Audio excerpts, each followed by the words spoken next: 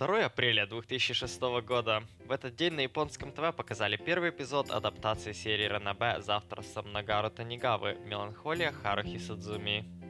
Уже через 3 месяца аниме стало невероятным успехом в Японии. К августу того же года DVD-диски Харухи продались тиражом более 160 тысяч копий. И вдобавок к этому аниме получило немало наград на всевозможных фестивалях. На то время оно было популярно не только в стране восходящего солнца, но и во всем мире. За рубежом Харухи, можно сказать, создала немалый культ, где большинство фанатов аниме чуть ли не единогласно клеймили его лучшим аниме в истории. Если же смотреть на наше время, Меланхолия Харухи Судзуми утратила большую часть своей популярности, и ранее самое громкое сообщество в истории аниме стало ничем иным, как тихим голосом издали. Дело в том, что изменилось то, как люди воспринимают это аниме, что и привело к постоянному, постепенному снижению его рейтинга. Существует огромное количество старых аниме, которые сейчас смотрятся солидно, но Харухи точно не одно из них. Эта ситуация просто напрашивается на пару вопросов. Как изменилась интерпретация аниме зрителями со временем, и какие моменты, показанные им 11 с лишним лет назад, не воспринимаются зрителями в наше время?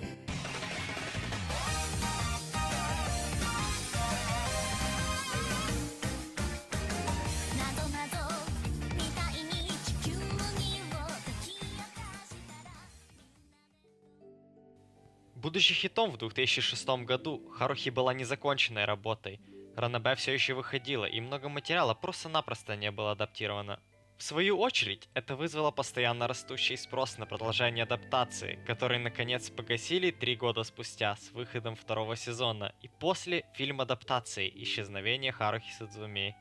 Выпуск этих двух сиквелов сильно изменил восприятие серии, к сожалению, в основном в плохую сторону. Существует 3 основные темы, обсуждаемые новыми зрителями и людьми, заинтересованными в просмотре сериала. Запутанный порядок серий, бесконечная восьмерка и то, что фильм является лучшей частью серии. И каждую из них стоит разобрать по порядку.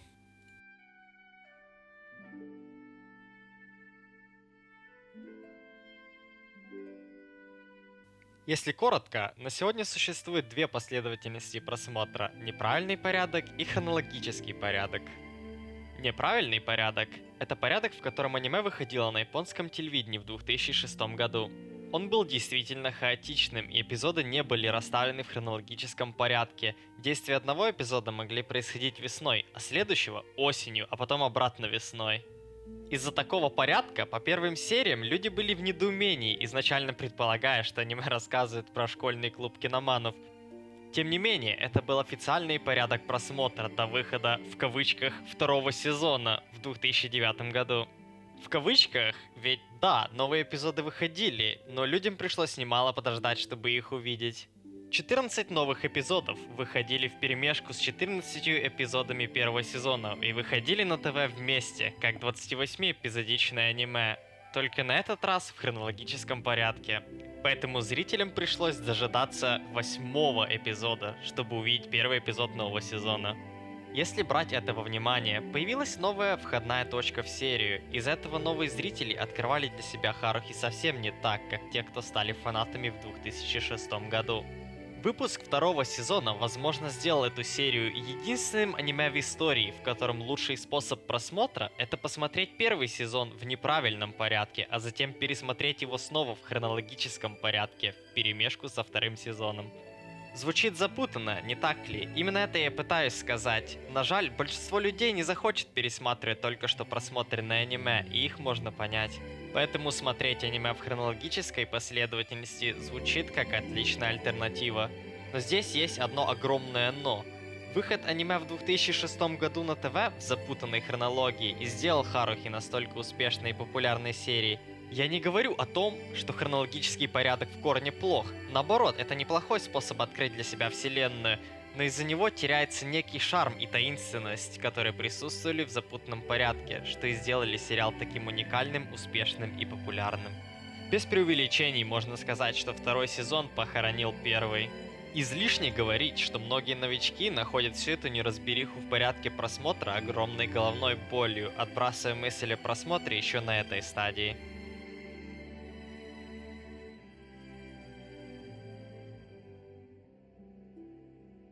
Не выдавая слишком много, «Бесконечная восьмерка» — это арка второго сезона, состоящая из 8 эпизодов с одинаковым сюжетом и событиями.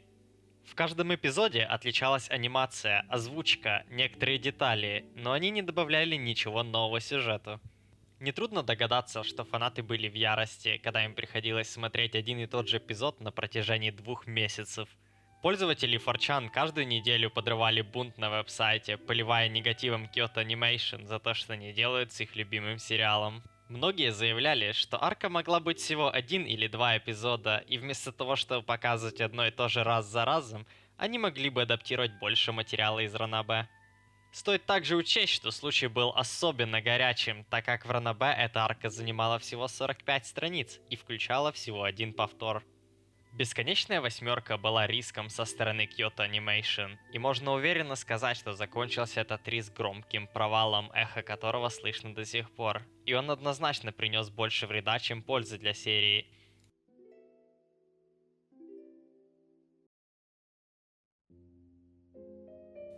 Двух с половиной часовой фильм «Исчезновение Харухи Судзуми» чуть ли не единогласно признан великолепным, и большинство, включая и меня, считает, что фильм — это лучшая часть серии.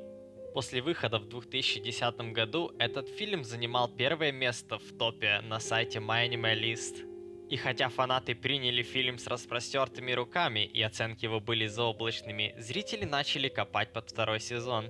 Возникли дискуссии, а что если бы? И размышления о том, почему второй сезон оказался таким разочарованием, особенно после того, как студия показала, как шикарно может адаптировать материал Ранобэ, выпустив такой сногсшибательный сиквел. Сразу после этого можно было встретить людей, задающихся вопросом, а стоит ли вообще смотреть аниме Харухи для того, чтобы посмотреть фильм, фактически воспринимая аниме как простое приготовление для того, чтобы посмотреть «Исчезновение». Это также привело к тому, что некоторые новички решили пропустить аниме и просто посмотреть фильм, что очевидно привело к разочарованию без какой-либо информации о персонажах и ранних событиях. «Исчезновение Харухи Судзуми» многими считается одним из лучших аниме за все время, не говоря уж о том, что это лучшая работа Kyoto Animation. Но это совсем не делает его доступным для просмотра без фундамента, заложенного 2 сезонами аниме. Поэтому неудивительно, что рейтинги фильма также уменьшаются, несмотря на то, что у него нет таких же проблем с последовательностью, как у аниме. Основная схожесть этих 3 проблем заключается в том, что они не существовали еще в 2006-2009 годах, когда первый сезон был единственной адаптацией Ранобэ. Однако это не единственные причины, из-за которых восприятие Харухи изменилось.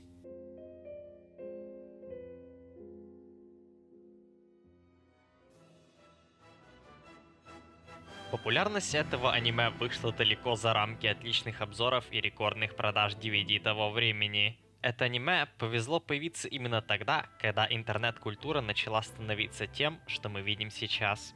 Форумы процветали, борды с картинками росли не по дням, а по часам. Социальные сети набирали популярность, и аниме стало куда более доступным, чем когда-либо, ведь теперь его можно было достать на просторах всемирной паутины, а не только на дисках и ТВ. Благодаря удачному таймингу Харухи стала интернет-феноменом. Без преувеличения можно сказать, что Харухи можно было увидеть везде, начиная с 4чana, заканчивая любым интернет-форумом того времени. Аниме просто взорвало сеть. Представьте уровень хайпа Атаки Титанов или же Ван Панчмена, только вместо того, чтобы хайп накапливался постепенно, с Харухи это случилось моментально. Неожиданно аниме было на совсем другом уровне, чем все, что было до него. В тех же Титанах и Ван Панчмене была манга, которую форсили задолго до выхода аниме, поэтому никто не был удивлен, что аниме стало настолько популярным. В случае Харухи было Ранобэ, который на то время почти невозможно было достать за пределами Японии, поэтому доступ к нему имели только самые хардкорные фанаты, которых, кстати, было не очень много. Именно через таких задротов, читавших Ранобэ в оригинале, и передавалась информация о Харухи и о том, что она из себя представляет. Тем не менее, Харухи стала символом и примером для целого жанра, не говоря уж о том, что вдохновила целое поколение на просмотр аниме в целом. И на то время это было невероятным опытом. Неожиданно небольшое комьюнити любителей китайских мультиков вырвалось чуть ли не в мейнстрим. Во времена Харухи чувствовалось, что смотреть аниме это круто, и фанаты были счастливы, что им довелось увидеть такой переломный момент в истории аниме. Также ни для кого не секрет, что выпуск аниме в 2006 году дал огромный толчок тренду адаптации ранобэ в аниме, так как другие студии начали подражать Kyoto Animation для того, чтобы срубить денег. Но на этом все не закончилось. За счет Харухи индустрия ранобэ стала более стабильной и прибыльной, благодаря огромному количеству адаптаций. К тому же у будущих работ уже была готовая модель, которой они могли следовать, а именно «Меланхолия Харухи Судзумии». И на самом деле успех аниме был очень даже заслуженным, ведь ему удалось превратить то, что было похоже на простую историю с школьным сеттингом, в нечто незабываемое. И одной из основных причин этого стал главный герой и наратор Кьон. Вместо банального и распространенного на то время школьника со скрытыми суперспособностями или неловкой любовной линией, нас приветствует реалистичный персонаж с небольшим кругом интересов, более здравым смыслом и очень интересным способом повествования. Благодаря тому, что мы воспринимаем историю с точки зрения Кьона, история становится куда интереснее, ведь он постоянно переключается между тем, что говорит и думает. Он также часто использует сарказм, чтобы выразить свое мнение, и комментирует любое событие очень забавным способом. ビーム受けた0号機の気持ちがよくわかるぜ。 И хотя такой персонаж был огромной редкостью раньше, сейчас же он таким не является. Немало успешных адаптаций ранобэ, вроде «Моя младшая сестра не может быть такой милой» или «Розовая пора моей школьной жизни сплошной обман», имеют похожих главных героев, и следовательно, новые зрители не сочтут Кьона за что-то особенное. Грубо говоря, серия Харухи страдает из-за того, что зрители ставят протагонистов под одну планку, не учитывая, что Кьон, можно сказать, был прародителем данного архетипа после выхода первого сезона Харухи. Стоит также принять во внимание, что хотя в 2006 году аниме со школьным сеттингом были далеко не редкостью, сейчас же они буквально заполняют маркет. Любой, кто провел хотя бы немного времени в аниме-сообществе, знает, что большая часть современного аниме происходит в старшей, иногда средней школе или похожем сеттинге.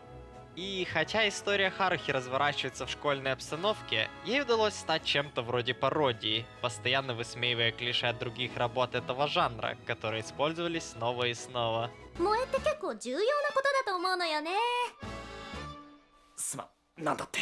萌えよ萌え、いわゆる一つの萌え要素。基本的にね、何かおかしな事件が起こるような物語にはこういう萌えでロリっぽいキャラが一人はいるものなのよ。 Вместо кровавых, экшен-ориентированных ранобэ и аниме, Харухи имела куда более спокойную атмосферу, больше рассчитанную на комедию и повседневность, хоть она и включала несколько кровавых экшен-сцен, но это добавило аниме еще один слой уникальности в то время. Но опять же, из-за огромного количества школьного аниме в наше время, большинство современных фанатов просто приравнивают Харухи к очередной романтической комедии в школьном сеттинге. Особенно учитывая, что для того, чтобы понять все пародии, нужно быть чуть ли не аниме-ветераном, посмотревшим не одно аниме в похожем жанре.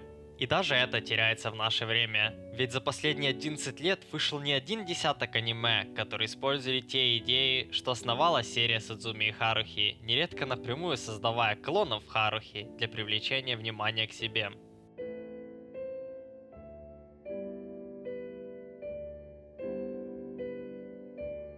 На восприятие серии Харухи Судзуми повлияло немалое количество факторов, включая саму суть аниме, которые реконструировали другие аниме снова и снова, постепенно превращая оригинал в мейнстрим и клише, а также некоторые спорные решения, принятые студией касательно адаптации контента ранобэ в анимацию. Сможет ли Харухи когда-то вернуть себе былую славу? Скорее всего, нет. Второй сезон нанес слишком много ущерба серии, а чтобы вернуть серию, потребовалось бы продолжение на уровне первого сезона или фильма. И хотя фильм преуспел в воскрешении серии в свое время, продолжение, на жаль, никогда не увидело свет. Учитывая, что от аниме ничего не слышно с 2011 года, мы вряд ли увидим третий сезон или сиквел в любой форме. Случай с серией Харухи Судзуми поднимает одну важную проблему, которую зрители аниме редко видят, хотя на самом деле должны.